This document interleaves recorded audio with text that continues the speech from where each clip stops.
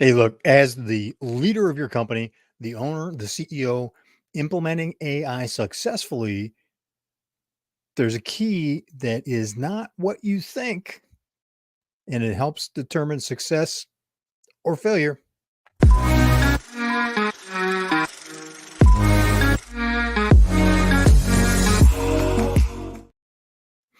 In the leadership roles, a lot of times, and this was a hard one, learning and experience for me in the arc of my career so far. And when I was younger, when I finally wrapped my head around the fact that leadership is not about the technical stuff, right?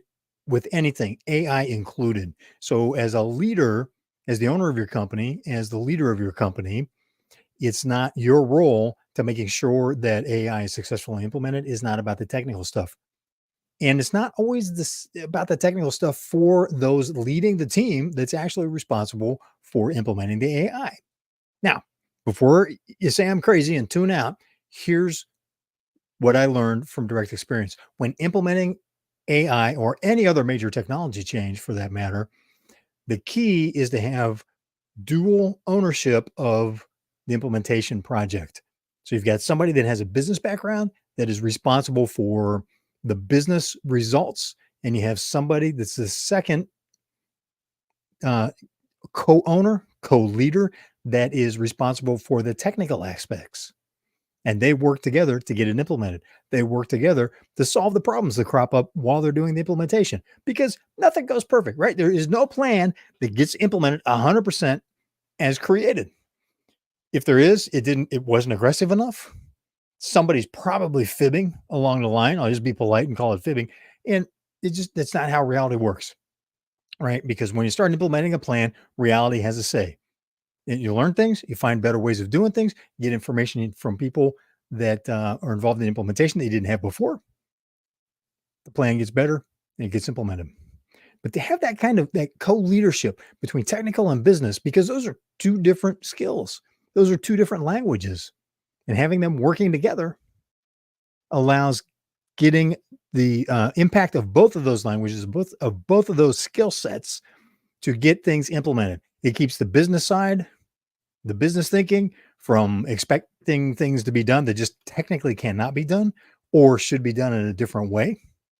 And it keeps the technical side from wandering off of the business objectives and financial constraints in the project.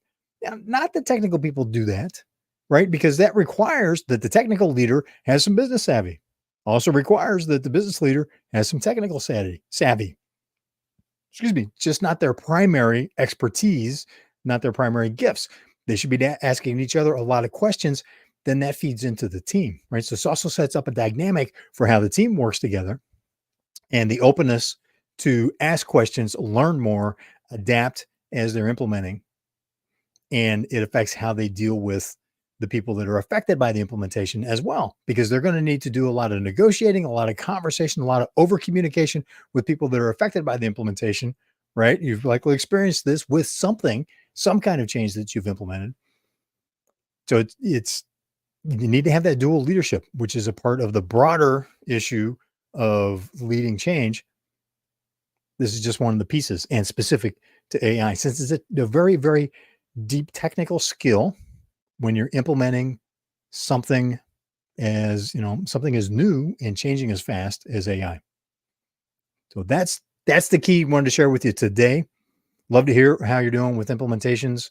And we'll share some more about some of the things we've been involved with, me and my expanded team. Uh, but that'll be coming up at another time. Hope you're having an awesome day. Thanks for being part of Wolf's Watch. I'm Wolf. Look forward to seeing you on the trail.